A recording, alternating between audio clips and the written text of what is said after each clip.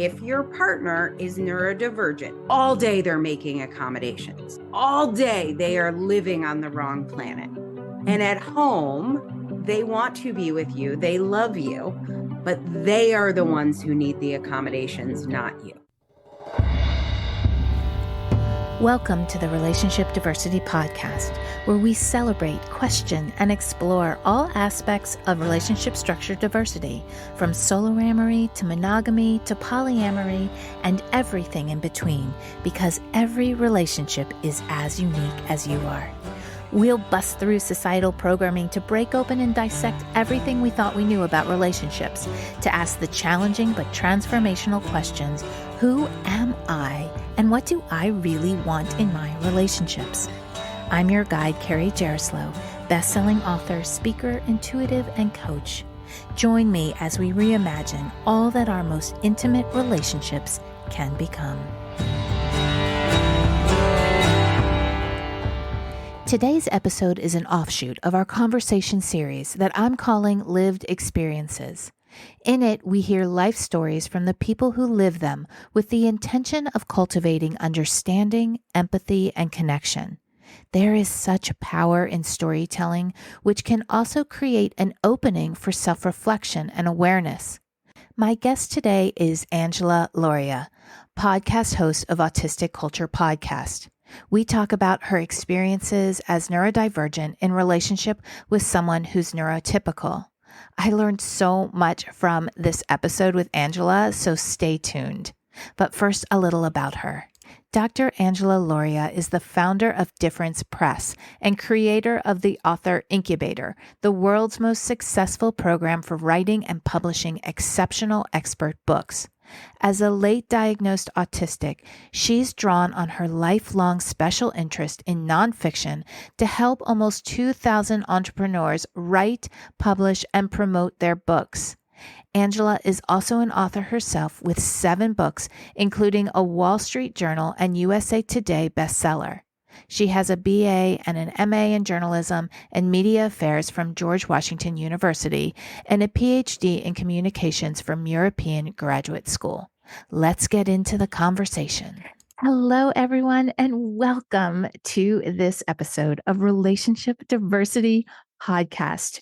All right, everyone, I'm super excited to have with me today Angela Lauria. And I want to say this is a very personal reason why I'm so excited, because Angela was like the midwife of my book, Why Do They Always Break Up With Me? She helped bring this book into the world. And this was an idea I had since 2004, since my divorce. And it came out and she helped birth that at the beginning of the pandemic. She helped keep me grounded and focused and helped that information come up. And that really helped me to step into the path that I have traveled over the last 3 years leading up to this podcast, Relationship Diversity Podcast. We're going to talk about a whole different subject. But first, I want to welcome you, Angela. Thank you so much for being here. Oh my God, I'm so excited to be here. It has been far too long since we've talked, but I loved working on your book. I love that book. Thank you. I remember when we came up with that title. It's still so juicy. Yes. And people love it too. Why do they always break up with me? People were like, yeah, I always wondered why they always break up with me, or why I always broke up with them. We're going to talk about a really important topic that I think a lot of people and couples struggle with, but maybe have not been able to identify what it is. It's just this thing of like, we just can't communicate. We just don't communicate the same way. And what we're going to talk about today is mixed neurotype couples. Juicy. Yes, so juicy. So first, before we get into your story, Angela, because I'd love to understand, I know you have a very personal experience with this, but can you explain what mixed neurotype couples are for people who don't know what that means? Yeah. So let's actually go back to a concept of neurodiversity, which I think some people know, some people don't know. Also, the word gets used a little wrong. So I just want to start with clarifying this term.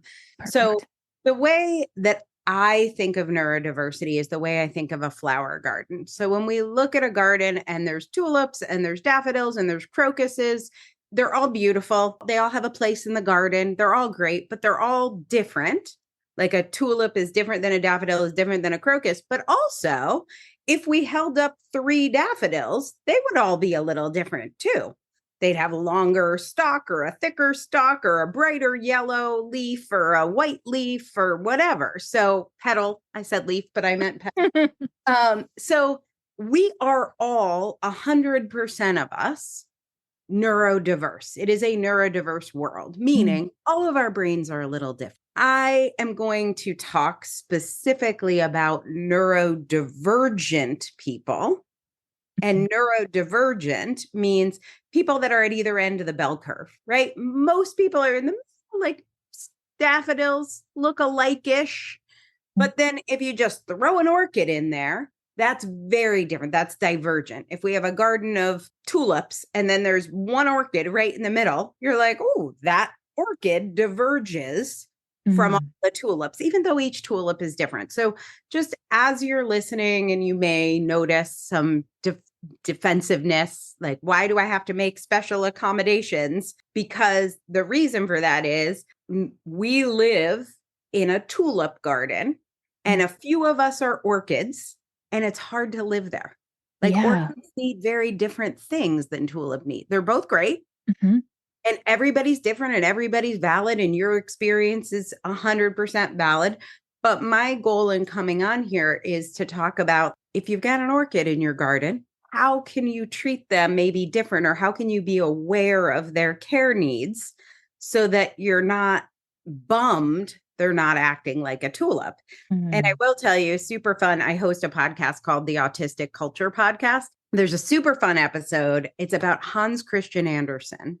And Hans Christian Andersen was autistic and he wrote the Ugly Duckling. And so I'm talking about tulips and orchids here, but what he talked about is you grow up, you think you're a duck. Everyone's like, you're kind of an ugly duck.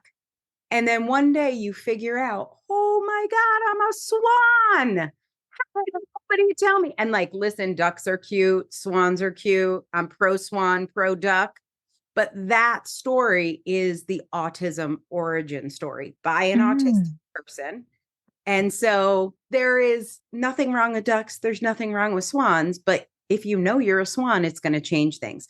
Many people, and what you alluded to in your introduction, which I think is really helpful, many people are in relationships with someone who thinks they're a duck. They might even think they're an ugly duck and they're really a swan. So we might give you some tips here today if you listen of like, if your partner has been driving you crazy and you're like, why do they do it that way? It might be because they're a swan. It might be because they're an orchid and they're trying to act like a tulip or like a duck. Yeah. Oh, that is such a good description of, and so what was your journey like with this awareness? Did you always know that there was just something that going on in your mind and your brain and how you think and process that's different from other people? I did. I always felt that. But the way that I thought of it until I got diagnosed at 39, so that was like 11 years ago. The way I thought of it for 39 years or however long I was thinking within those years was, I'm an ugly duck. And my phrase in my head from the time I was maybe like 10 years old was, I have a bad personality. Like I always felt like I was super smart. I always felt like I was super generous. I always felt like a really loyal person. I didn't think I was a bad person, but I was like, when they were handing out congeniality awards, when they were handing out personality, I just got the bad personality stick. And there's a psychology test. I think it's called like the Oceans test. And one of the things they measure is like likability. And I scored like 13th percentile, right? So like, I'm just not super likable. But if people connect with me on something like my autistic special interest is book writing. So if you connected with me on book writing and you're like, oh my God, she's a genius. This is amazing because I'm good there. But if you and I connected at, I don't know, rock climbing, which would be not a thing for me, like, God, why does she complain so? Why is she so annoying? And so often I would go into situations and I just wasn't well liked. And I kept trying to fix that. Right. So I'm like putting more sunlight and more water when that's the orchid wants less sunlight and less water. Right. So was giving the wrong ingredients. So I was diagnosed at 39. My first marriage, I was 30 when I got married and some amount of mid 30s when I got divorced. It's hard to count. 30 to 30. It was a long, horrible divorce. My husband was neurotypical. My first husband was neurotypical. We had all these communications issues. They made no earthly sense to me. No sense. I did not understand what was happening. And then when I got diagnosed, which was after my divorce, I was like, oh, we were just missing each other. And because I was what I would now know as super ableist, but I was just like, he's right. I am a fucking ugly duckling. Like, why can't I be a prettier duck? I sort of agreed with him instead of having the knowledge I have now in my second marriage, which is much more successful, because now I'm like, oh, here are the accommodations I need. You're going to need to move me out of the sunlight, and I'm going to need water once a week, not every day. Now I know what to ask for because I know myself better. And I think that's one of the big advantages of being diagnosed. You can understand your needs more. You're looking at the right manual. Right. Well, I was actually going to go and ask you more about that moment. I know that it might have been, more than just one moment, but that moment that you got that diagnosis. What was that like? Choirs of angels. It just, for me, autism can be a scary word, especially if you're not as familiar with autistic culture or neurodiversity affirming therapies and awareness. So I think when people think of autism, a lot of times they picture like a 7-year-old boy banging his head against a wall, throwing a train across the room or something, which is one very it exists, but it's one tiny part of autism. Autism's a pretty big spectrum with lots of different needs. For me, it was like that part of the ugly duckling when he finds out that he's really a swan. It's sad because all my people are ducks, and there is a sadness and there is a grief that comes with it, but it's also like, well, this explains a lot. So we did this amazing book, this woman, Shanna Ross, who was adopted, always knew she was adopted. She's from somewhere in Texas, but like a small town in Texas, was adopted by this family, grew up in this family, didn't know her birth mother. And when she found her birth mother, it turns out she was Native American. And she connected with her whole Native American family. And suddenly all this shit made sense because everyone was just treating her like a white girl. If you look at her, she looks like a white girl. I don't know, maybe Latina. You're not sure. And everyone just treated her that way. And as soon as she met her family, she's like, well, now I understand all these things inside me that I thought and wondered that made me such an alien to my family. A lot of times people talk about the autism experience as it's like you're living on the wrong planet. So there's a great resource called Wrong Planet. Shanna was just like living in the wrong planet. When somebody introduces you to the planet, you're like, well, makes a lot of sense now. Somebody could have told me. Right. And now you're in your current relationship with your husband is neurotypical. Yeah. No. Or maybe, I don't know. Well, this is a tricky one because now we get into like outing things. So in my opinion, I think, I did not know this at the time, I think my husband is autistic. Oh. I think that's part of why our relationship works so well. Definitely didn't know that. And it's a spectrum and he has very different things than me. But one of my favorite things when we were dating was I dated many people and wondered, why is he breaking up with me? But I dated many people who would ghost me or not show up or cancel last minute. And it drove me so crazy. Like I didn't understand it. And when I was dating Paul, my husband, my favorite thing about him, one of the things that made me fall in love with him is he would make plans and he would stick to them 100% of the time.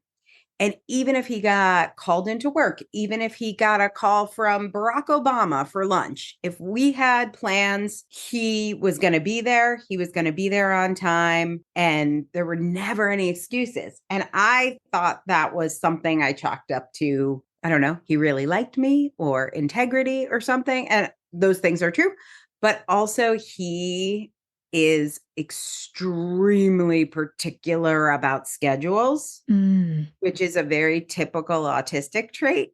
Oh. And so I think part of why I was attracted to him was actually that he's got a lot of traits on the spectrum that make it so easy for us to communicate. Because one of the things about autistic people, and if you have an autistic partner, you might recognize this, is we mean what we say what we mean, we don't say anything else, we're super blunt. We're very on the note. The way this gets pathologized, or the way we get described, is have trouble reading social cues. So Paul was always very literal. If he said, we're having dinner Tuesday at 6, what he meant was, we're having dinner Tuesday at 6. Many neurotypical people mean it would be cool to have dinner around 6-ish on around Tuesday-ish. Mm-hmm. And so there were times that I was probably getting blown off, that I was experiencing blow off, that they didn't feel like they were blowing me off. They felt like they said, it would be cool if maybe Tuesday, maybe around 6-ish, we maybe get dinner. And I was like, on Tuesday at 6, we will get dinner. We're often accused of being robotic. If we say it, we mean it. Like I'm not, you know this from writing a book with me. There's a deadline. There's a motherfucking deadline. Oh, yes. It's not confusing. It's not maybe-ish. There's no ish in autism.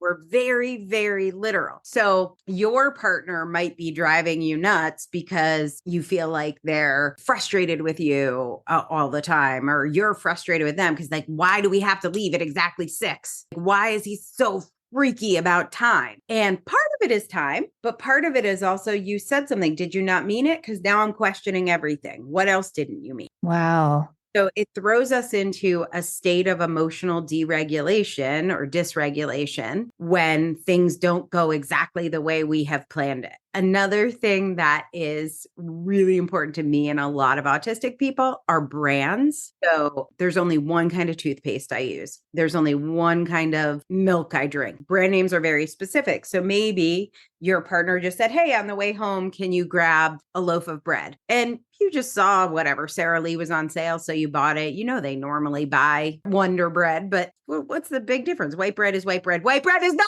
bread under no circumstances. So then they throw a fit at you, or they yell at you because they're emotionally dysregulated, because they're like, now I have to go to the store. I didn't have go to the store on my list. Now we're going to have 2 loaves of bread. Now, what do I have to do? Find ducks to feed? We have a lot of extra neural pathways. Sometimes people call it catastrophizing. But you're thinking, I did you a favor. You asked for the bread. I bought the bread. Why are you being so fucking weird about brand name? And we're like, here are the 15 things that screws up for the next 9 days. Thank you very much. Next time I won't ask for your help. These are all really important things to understand, because I think a lot of times we take people at face value and we fill in, all the stories of what we think. And it's all through our own filters of our own past experience, those right? are the only ones we have, right? So you're just like, they wanted bread. I'm going to pick up bread. Right. So someone could look at you and just say, well, Angela seems to have it all together, and just see that part of you. And it's one of the reasons why I love on your Facebook page that you have, and maybe you have it somewhere else, but these autism diaries, where we really get to peek inside to get a look and understand what's going on beneath the Angela Lauria that we've made up, that we think we know, right? Right. And that's true with your partner too, right? In any relationship, I mean, there's only so many hours in the day. We can't share everything. But if somebody did something that is really in your head, you're like, why would they do that? There's a story under it. You may or may not take the time to understand the story, but it's probably not they've suddenly decided to be an incongruous jerk. Right. There is some congruity if you could get to it. There is some logic there. You just might not know the logic. And this leads to the importance of communication, which of course I talk about all the time in terms of relationship diversities and different relationship structures, and how important communication is for any kind of relationship, whether intimate or not. And with mixed neurotype couples, it seems like communication takes on a new meaning and even a deeper need to work as this meta communication, to kind of figure out how do we communicate and where problems, and figure out ways to come together in our communication instead of it creating more of a disconnect. So how have you found ways to come together in your communication when there is the mixed ways? Okay, so I'm going to give a very specific example here, but I think this will help. So, one of the things having a diagnosis gives me is I understand myself more. And many people that are on the autism spectrum have auditory processing issues. And if you think also neurodiverse people are often dyslexic. So, this can also, what I'm about to explain, could happen in writing with your partner or reading, like you ask them to read something and then you don't understand their interpretation of it. Also, a lot of neurodiverse people have dyscalculia. So it could also happen with numbers or if you're doing your taxes or your bills. I'm going to talk about it auditory processing, but numbers, reading, and auditory, it's the same, but different. So what happens with me when I certain words, so this happens if there's background noise, and this also happens if something is out of context. And it's the same thing with reading, it's the same thing with numbers. So with reading, if it's really small print, this could happen more. Or if you're reading something, but you don't know what you're reading, like I know all the words, but they get more jumbled. So for me, if you say something out of context, or if you say something and there's a lot of background noise, even if I, by your neurotypical observation, should understand it. Like, for instance, you're saying, can I throw out this honey? So I'm watching TV or I'm reading a book. And from the other room, you yell, is it okay if I throw out this honey? It seems like something I should hear and understand. I'm not that far away. Because of my auditory processing disorder, it sounds like, and it might even sound like honey. So I will say, what? And then if you repeat, honey, and now I'm just hearing honey, and I'm like, what about the honey? I'm starting to get super emotionally dysregulated, and you're starting to get pissed off that I keep saying what? It's a simple question. Can I throw out the honey? Throw out the honey? Can I throw out the honey? What are you saying? And it becomes a fight about everything. Suddenly you want a divorce. It's like, I'm moving out. I can't live with you. This is intolerable. And it gets really, really big. If you don't know you're having auditory processing challenges, your partner or partners could think that you're being obstinate or being a jerk or not listening or not paying attention or narcissistic, which a lot of autistic people get accused of being narcissistic. And it's really an auditory processing disorder. So for years, actually, one of the main reasons my first marriage ended, I attribute a lot of it to my auditory processing disorder. My first husband was Indian. He had a pretty strong accent. And I said what so much.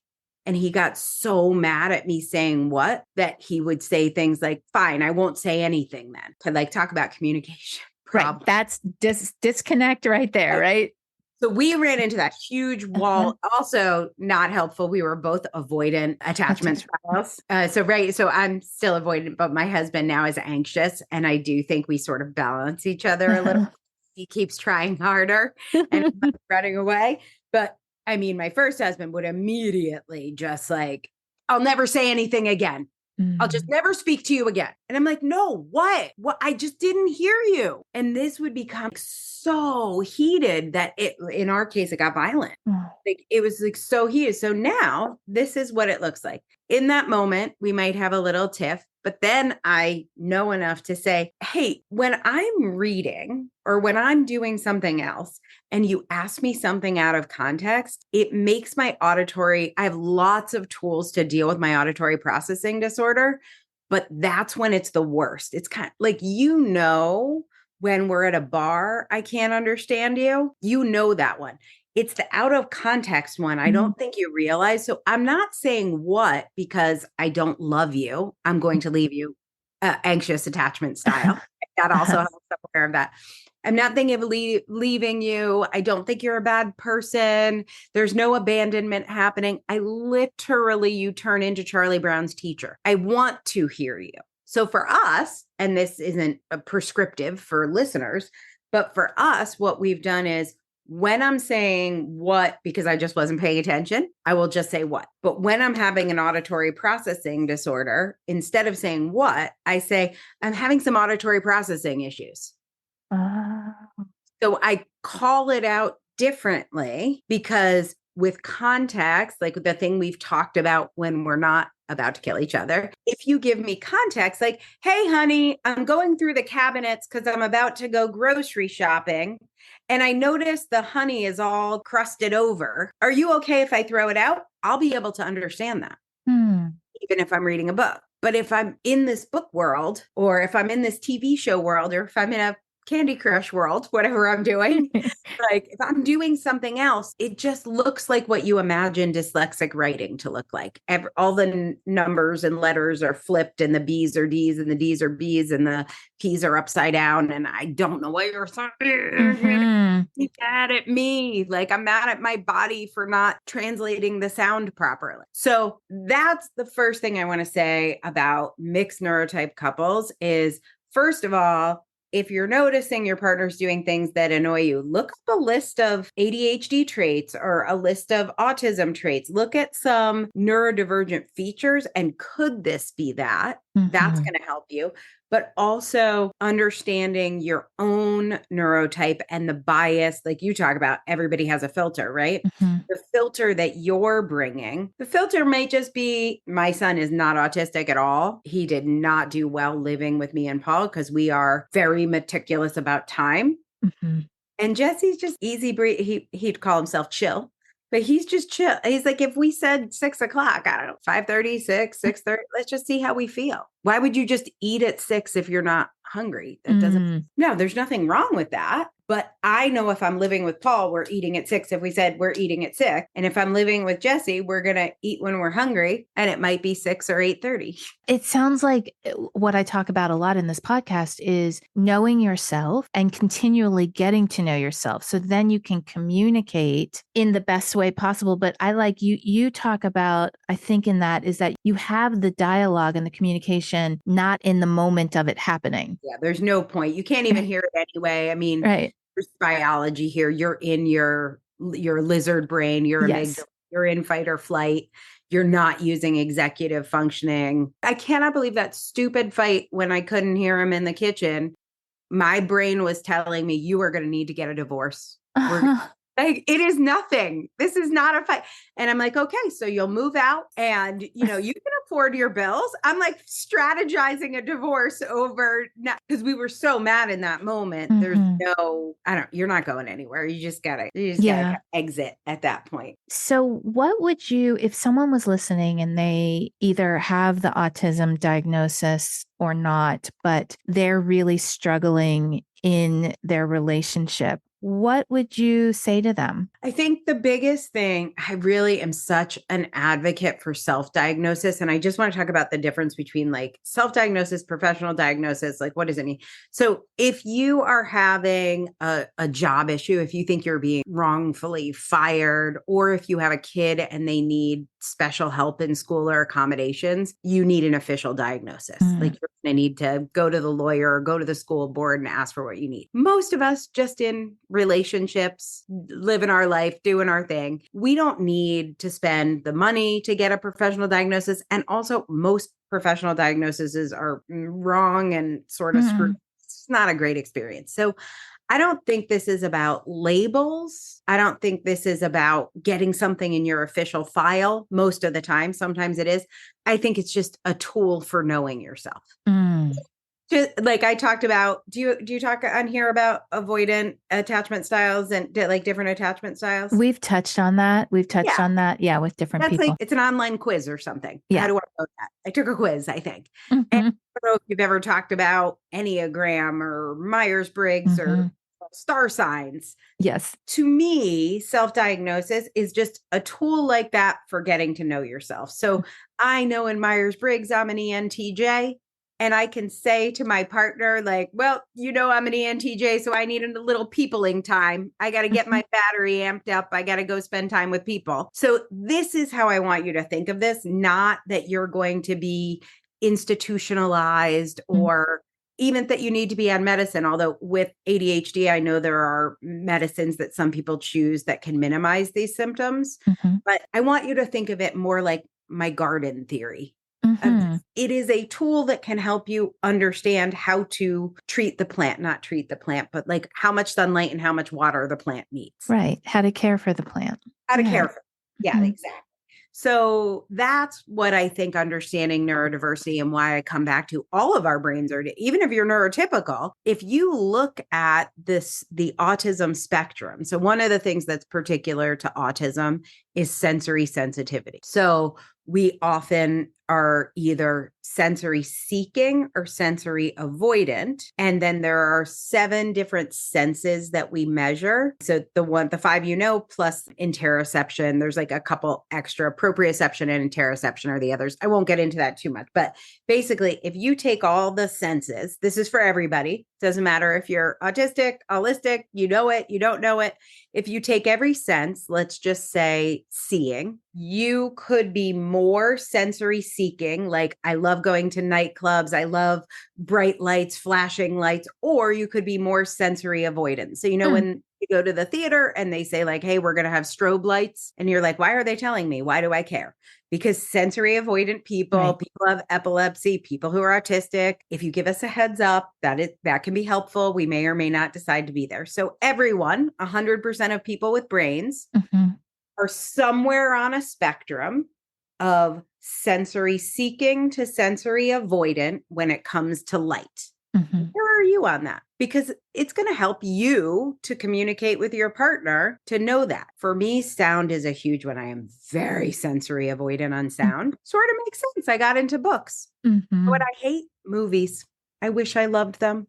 They're too loud for me. I can't understand them. I don't know what's happening. I want to love them. I don't love them. I love a book.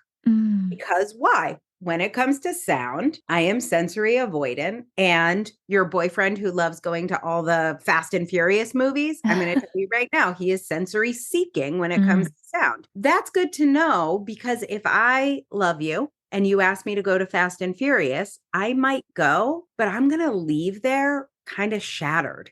Yeah. It's going to emotionally dysregulate me. I'm not going to want to fuck you after. I'm not going home and having sex. Right. We can go to Fast and Furious together. Like I can get it together. I can go to you, but then don't be sad if you thought we were going to have like a 2-hour sex session. It's not happening. Or here's fun. You can go to Fast and Furious. I'll stay home and read a book. And when you get home, I'll be super ready for sex. Yes. So if you know yourself and you help your partner know themselves, there are so many easy accommodations. Like, have fun at the movies, dude. But if you were thinking other things are happening other than me sleeping for the next 12 hours to recover from that trauma of those cars crashing, and then go through all the senses, right? And really track yourselves. And this is just one part of the spectrum, is senses. If you know that there's dumb fights you're having that you could so easily not have, we're not having conversations at bars. It's not happening. Right. Like my smell, I'm mostly on the avoidant side. So I can smell everything. If you are cooking something in our house that smells, I need to be out of the house. Now, great news. I love coffee shops. I love getting my nails done.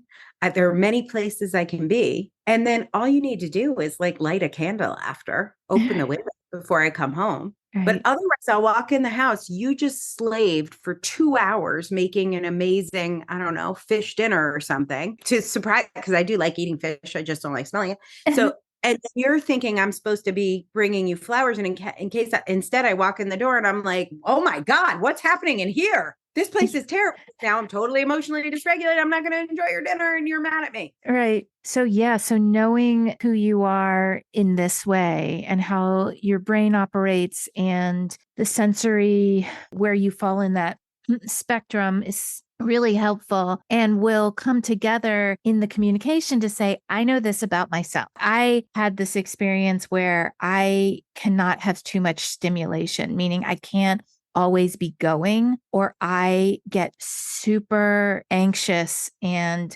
unsettled. And so when we go away with the kids to family vacations, I finally realized, I don't know, after how many years, that, oh my God, we go, go, go. And then by the end of that trip, I am in a really, really bad place. And so I had that awareness of, I need to tell my husband that when we go away, somewhere in the middle there, I need to pull myself away and be by myself and like have no stimulation whatsoever. And just having that conversation, when it came up, it was like, oh, we've already talked about that.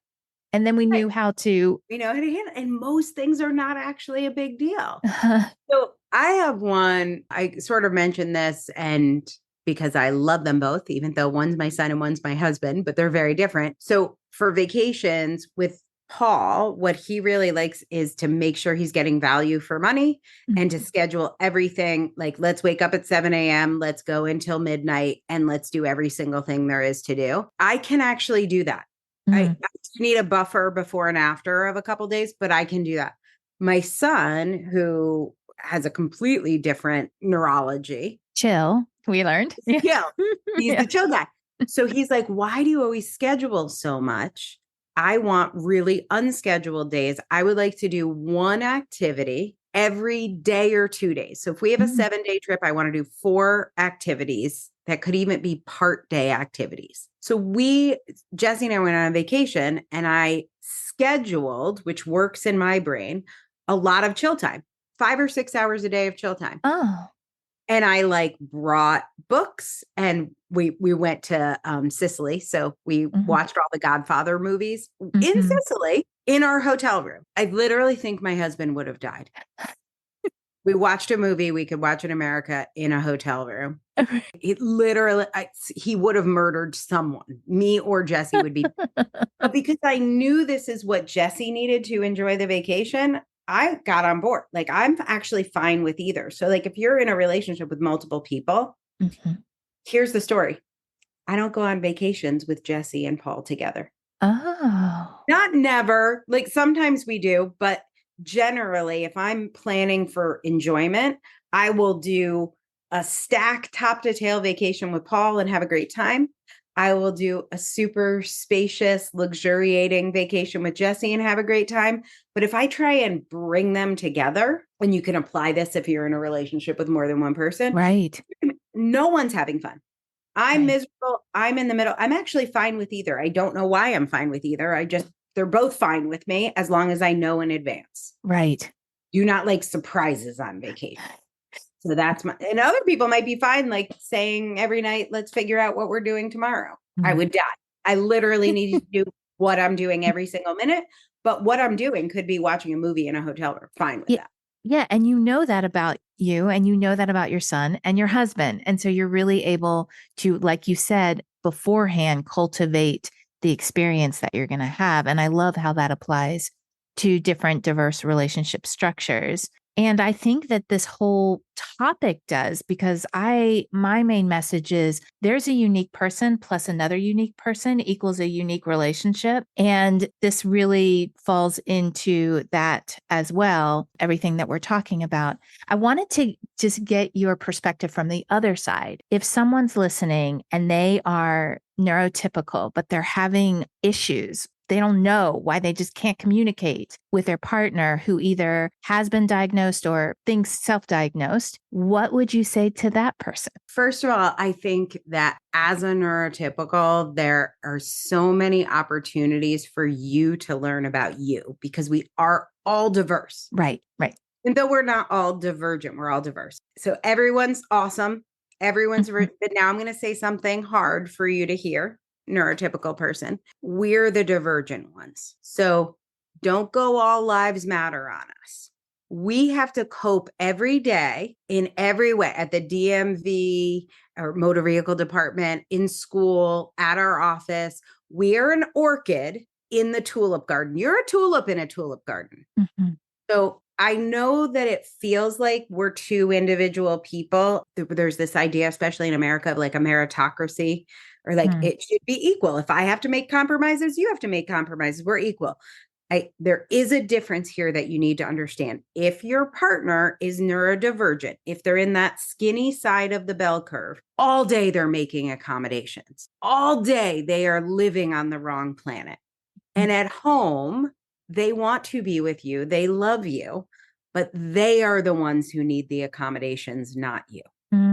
I know that might be hard to hear, and that doesn't mean you're not valued and honored, but there are more accommodations you need to make. So if you think about it, what we've decided for kids in schools is if you have an individualized education plan, we have to do different things for you. You might need a note taker. Everyone doesn't get a note taker. There are decisions that we've made with the Americans with Disabilities Act. Everyone doesn't get an elevator. Sometimes the only people that can use the elevator are people who have mobility issues. Mm-hmm. So we neurodivergent people need accommodations. Now, our part of that, for those of us who are speaking and who have lower support needs, is to advocate. So your partner's job is to understand themselves and advocate for what accommodations they need. There are definitely autistic people that have higher support needs or don't have the ability to self-advocate, and they need an advocate for them. But probably if you're listening to this podcast, you're in a relationship with someone who has ADHD or is autistic, it's their job to figure out what accommodations they need. You can help them with that for sure. Mm-hmm. But it is your job as the neurotypical to be willing to make those accommodations without being ableist, without judging them, without secretly thinking, but do they really need this? Because if that contempt is there, the Gottman four horses of the apocalypse. Mm-hmm.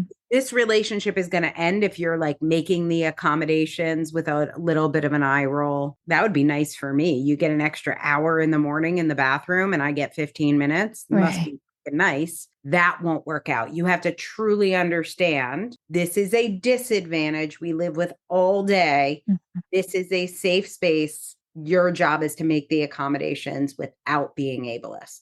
And that's working on your own ableism, which is going to bring up your own internalized racism. Mm-hmm. It's going to bring up your own internalized hate. It's going to bring up how the patriarchy has affected you if you're a woman in this relationship. And that means you got to do some of your own work. Mm-hmm. We just went deep, Carrie. Yes. Yes. And it's scary, but imperative to do your own work and to show up for your partner in the way that they need it, not in the way that you want to or you think you should, but or really what you think is fair. That's a big one. That was whole marriage one for me. Right. It's all got to be fair. Got to be fair. Right. Yeah. Right. And so like really studying racism is really like white supremacy and racism is good to study because you understand equality is not equity. Mm-hmm. So do we want an equitable relationship or like we could just say, hey, the volume on the TV is always at 5. Well, that's equal for everyone, but that's not going to work for me. Mm-hmm. I need the volume louder. I'm going to need the captions on. Otherwise, we are not equitably able to watch TV together. It might be equal. We're all listening to it at a 5.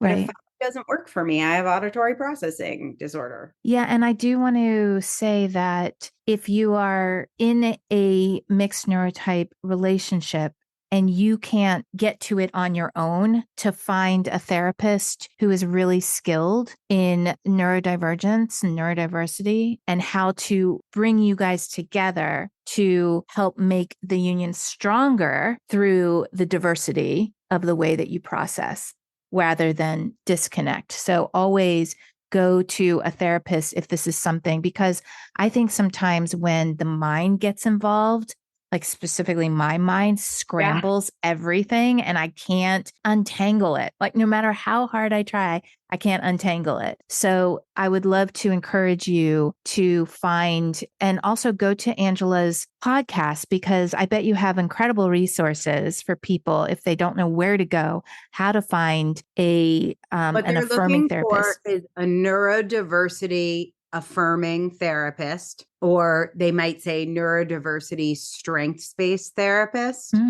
That's what you're looking for. And I will say a couple things about autistic people is generally cognitive behavioral therapy does not work for us. So that's not, so a lot of people will say like dialectical behavioral therapy works better than cognitive. Talk therapy can be challenging for us because most autistic people have alexithymia. So if you're asking us how we feel, we cannot identify how we feel. So if you get into fights in your relationship or you've done couples counseling where they're like, how do you feel? And your partner can't answer, they may have alexithymia. They may literally not be able to answer. And then a lot of times very specific instances work for us. But if you're neurotypical, you might be like, yeah, but that was one instant. Why are we talking about that? Was like one weird bad day. So the way that we do therapy is very different. So somebody who understands mixed neurotype couples, there are definitely people who specialize in that. We recommend over at the Autistic Culture podcast. But anybody who is neurodiversity affirming, strengths based, and if they use the term the sociological model or the cultural model of autism, that's what we're looking for, as opposed to the medicalized model. Pathologized model. That will drive you further apart. Right. Not work. You'll feel righteous, but you will not end up together. Well, thank you for that, because I always say, like, specifically in relationship diversity, if you go to a therapist who thinks that anything other than monogamy is going to be the problem, then you're never going to get to it. So what I will do is link your podcast in the show notes so people can click right to it and listen and get all the resources from you. Is there anything else you want to touch on? I have one more PSA, and then yes. I know our episode might be long, but autistic people are often confused for narcissist. And I want to explain the difference so you know what to look for if you have a hunch your partner is a narcissist. Please do. Yeah. Okay. So this is a really important key distinction. With narcissists, they know what they're doing and they are being intentionally manipulative to get their way. So they will do the love bombing at the beginning, and then they will gaslight you and twist facts because there is an outcome they want. Autistic people do things that neurotypical people report experiencing as very similar, but you can test this by understanding their why. Autistic people are incapable of being manipulative. We're literally constitutionally like incapable. We are just literal and on the nose. So we will often get accused of being manipulative when we're being straightforward and we're saying exactly what we mean. And what you want to look at is the reason why we are doing something. Narcissists do things in their own best interest. Autistics usually have another reason. So it could be like justice, fairness. It could be for the best of the relationship or their job or finances, but you want to get to the why. Usually autistics don't do the love bombing thing as well. So look and see if you had that big love bombing period, because we can't turn it on and turn it off. Narcissists can turn it on and turn it off. They're doing a thing. We're just being autistic. Now, aut means self. It's selfism. Okay. And it's because there's a theory called the intense world theory. So for instance, monotropism is at the core of what we do. I read a lot. I miss a lot of things. That's why my husband was like so mad when I didn't understand him, because when I'm reading, I can't hear anything else. I can't see anything else. I am in the book. I always say, eat the books, right? Hours and hours a day. You might feel like this is so I know my husband feels this way. She did not even help clean the kitchen. He did not even mow the lawn, and he said he would. That is not narcissism. That's monotropism. I am super focused on what I'm doing. We have something called autistic inertia. It is hard to stop doing that thing because we are selfism, but it's not narcissism. It's selfism. We get trapped in our own world because of our monotropism. This specifically has to do with biology. This is why you can't try and get us like with CBT or rewards to like be nicer or like act better. It won't work for us because something called the mTOR proteins, a little science lesson here, but we all have mTOR proteins. What the mTOR proteins do is they will prune the synapses. So we're all always making synapses. The synapses make all these connections in our brain, and then your mTOR proteins prune those synapses. There is an excess of mTOR proteins in autistic people, which means that our synapses don't get pruned. So when you are reading a book and you realize you need to do the dishes, the amount of synapses you have make it not pleasant, but fairly easy to put the book down and do the dishes. Because we have so many more synapses, our brain is like, you must keep reading, you must keep reading, you must keep reading, do not stop reading, you must keep reading. And we are enveloped in this intense world. It also means we experience joy more. It also means we have fun with sex. We can feel everything more. Like we have a different experience because of the number of synapses in our brain. So you may think we're being narcissistic, but what might really be happening is we're being monotropist, and our why is like we had to keep reading because it's our special interest. It literally feels like a murder or a death sometimes to stop doing our special interest. So understand that first, because there's a lot of differences between narcissists and autistic people, but we are routinely misdiagnosed as narcissistic, So even by therapists who don't understand that new research. That research I shared with you is within the last 10 years. Okay, that's an incredible clarification. I have a one follow-up question. You say that the difference or how you can tell is through the why. So do you recommend the atypical or the neurotypical person asking why? And then How would ask and believe the answer. Like that's the key. But I'm going to give you an example from the world of work, but I think it's helpful. I'm going to do Steve Jobs. I could do Elon Musk, but I'm going to do Steve Jobs. So Steve Jobs and Elon Musk, both autistic. If you know anything about Steve Jobs, you know he was very controversial and not well loved as a boss. And some people call him a narcissist. Steve Jobs was not a narcissist. He was a monotropic, autistic person. He was fucking obsessed with getting the iPhone this very particular way. And by the way, we have an episode on the Autistic Culture podcast called Apple is Autistic. So a lot of autistics have a phobia of buttons. This is a true story. It has to do with our sensory issues. And the reason why Apple doesn't have a lot of buttons is because of Steve Jobs. He was an asshole. If you came into his office and you showed him, I don't know, a mouse with a button, he'd be like, fuck off. This is the stupidest fucking mouse I've ever seen in my life. You're fired. And people would be like, what a narcissist. Not a narcissist. Monotropic focus on exactly what he wants. The reason, his why, was he had this perfect image of what he wanted to create for his inventions, his staircases, his computers. People would say it was selfish or not collaborative. That's true, but it's not narcissistic. There was a very specific why. It wasn't like he could turn it on or turn it off. It wasn't like he was trying to manipulate you into getting his way. He just fucking told you no buttons on the mouse. Very fucking clear. Yeah. You know what it means? No buttons on the mouse. There's no secret code language.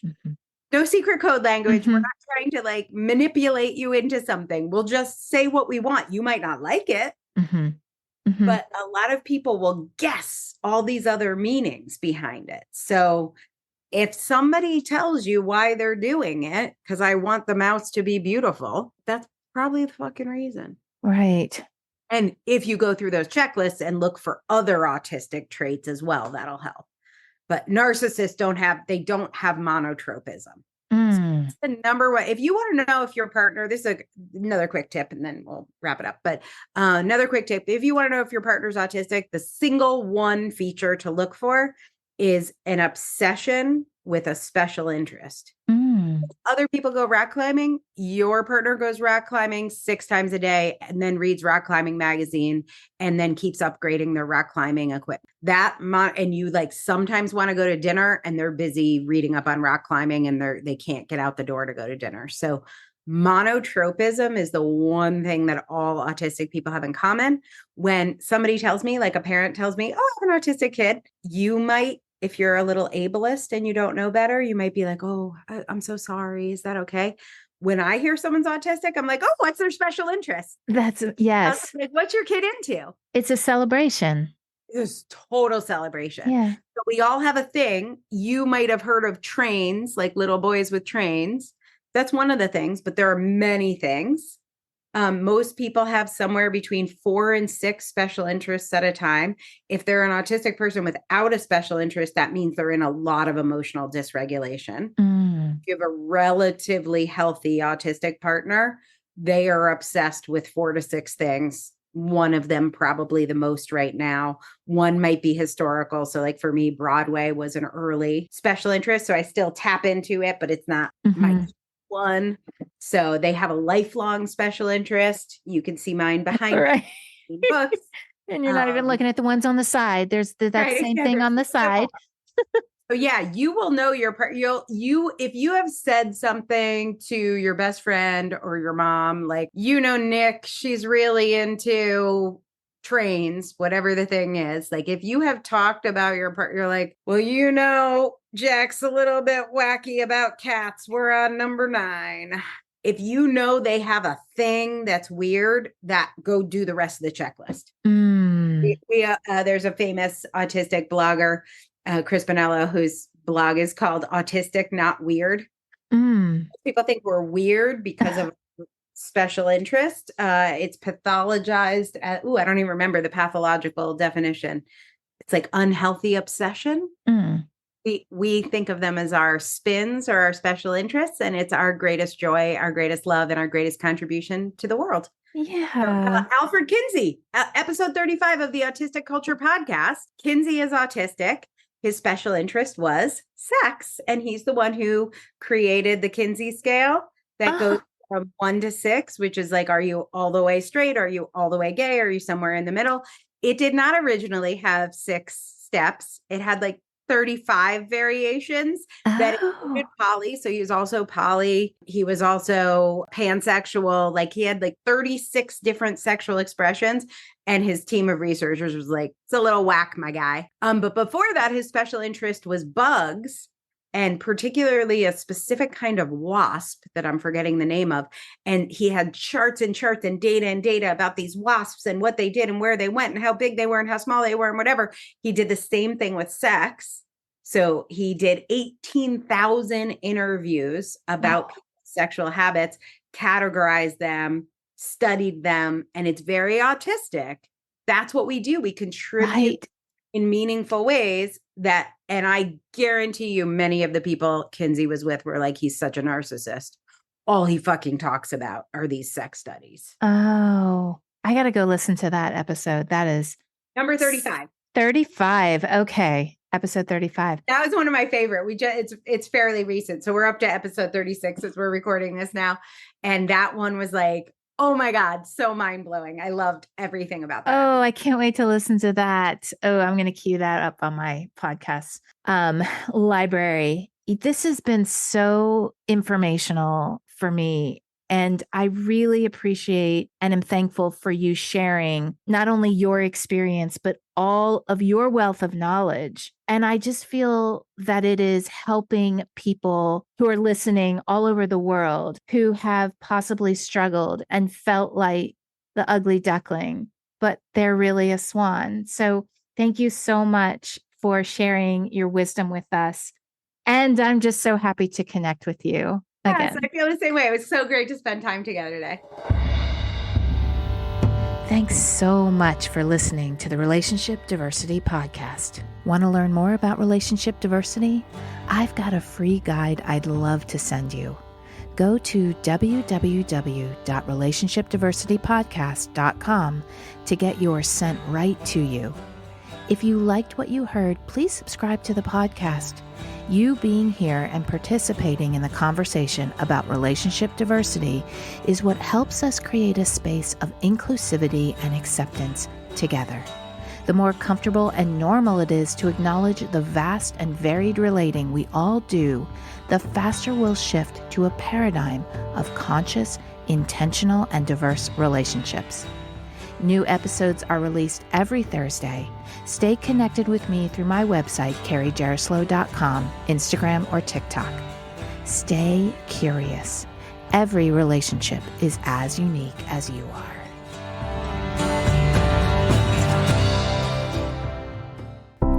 Are you wondering why you never seem to find lasting fulfillment in your relationships?